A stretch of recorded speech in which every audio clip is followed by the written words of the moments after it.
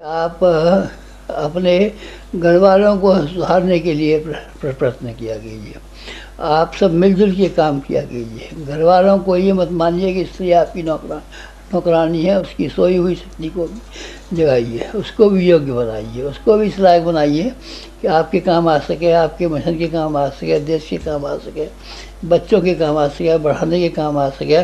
इसीलिए घर का सब काम मिलजुल के करना चाहिए।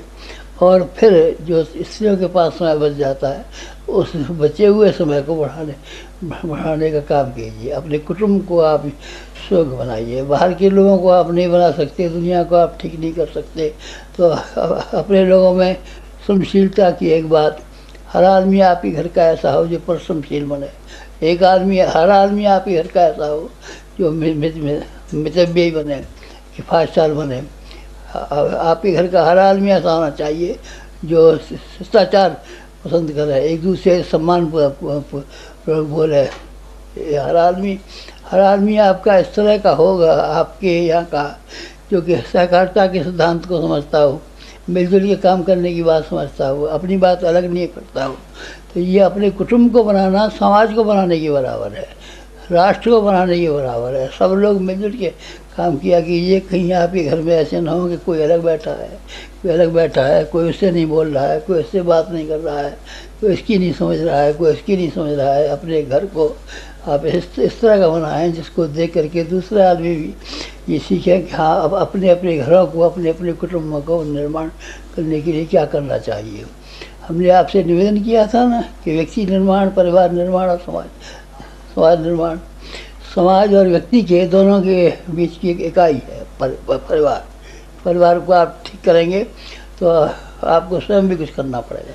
खाली ये नहीं है कि उनके बच्चों को व्याख्यान दे दिए, उपदेश दे दिए, तो परिश्रमशील बनना चाहिए, शिष्टाचार बनना चाहिए। वो आपको अपने संग में लगा करके सब बात बतानी पड़ेगी। बेटा बेकार पैसा खर्च कर देने से ये नुकसान होता है, और इस नुकसान के अलावा इस नुकसान की जगह पर ये फ़ायदा तुम्हारा कर सकते थे वगैरह। ये बातें आपको अपने कुटुंब को, परिवार को समझाने की बात करनी चाहिए। इसको तो अनुकूलिए। हमारे विचार सामान्य नहीं है, असामान्य है। अपने मुँह प्रशंसा करना तो कोई अच्छी बात नहीं है, लेकिन जिस विचारधारा को हम लेकर के चल रहे हैं वो भगवान की विचारधारा है, वो युग देवता की विचारधारा है, वो महाकाल की विचारधारा है। इस विचारधारा को फैलाने में आप जितना काम कर सकते हो उतना ज़रूर करें। जिला पुस्तकालय रखें, 20 पैसे रोज़ के जो इकट्ठे हो जाया करें, उसके बदले का साहित्य मंगा लिया करें। और साहित्य को जो भी आपके संपर्क में 10 आदमी हो, 20 आदमी हो, 25 आदमी हो, उनको इस सप्ताह पढ़ा दिया, अगले सप्ताह नए 20 आदमी ढूंढ लिए, अगले सप्ताह फिर नए 20 आदमी ढूंढ लिए। इस तरीके से ढूंढते हमारे विचारों को फैलाने का काम कर सकें। तो ये आपको कल वाले काम की अपेक्षा आज सुगम काम बता रहे हैं। एक काम ये करना चाहिए। दूसरा काम आपको ये करना चाहिए कि आपको जन्मदिन मनाने का अपना उत्सव ज़रूर मनाना चाहिए।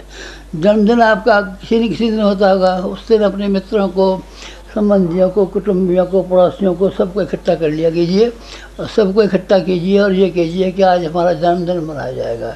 जन्मदिन से शाखा वाले जाएंगे आपके यहाँ, एक इशारा लेके जाएंगे अपनी और सामान लेके जाएंगे, और उसमें ये नियम बना दिया गया है कि कोई किसी का स्वागत नहीं करेगा। इस तरीके से जन्मदिन मनाया कीजिए। और जन्मदिन में जो आपके मित्र आ जाते हैं, पड़ोसी आ जाते हैं, वो आ जाते हैं, कुटुंबी आ जाते हैं, आपके कुटुंब को भी तो दिशा मिलनी चाहिए। नहीं तो आपकी कुटुंबी आपकी टंग पकड़ के पीछे को खींचते रहेंगे। और उनको नहीं मालूम है कि आप कहाँ कौन सी संस्था से संबंधित हैं, तो ये आपको साधु बाबा जी से संबंधित समझेंगे और ये समझेंगे किसी बाबा जी के चक्कर में आ गया है। आपको हमारा परिचय केवल आप तक सीमित नहीं होना चाहिए, बल्कि आपकी स्त्रियों को भी मालूम होना चाहिए, बच्चों को भी मालूम होना चाहिए, घर वालों को भी मालूम होना चाहिए, ताकि आपके काम में सहयोग न करें तो कम से कम रुकावट तो नहीं डालें। इसलिए आपको अपना जन्मदिन मनाने के लिए केवल आप तक ही हमारी बात नहीं रहे, आपके पड़ोसियों तक भी हमारी बात जाए, आपके मोहल्ले वालों तक भी हमारी बात जाए, आपके संबंधियों तक भी हमारी बात जाए। इस मिशन को फैलाना आजकल बहुत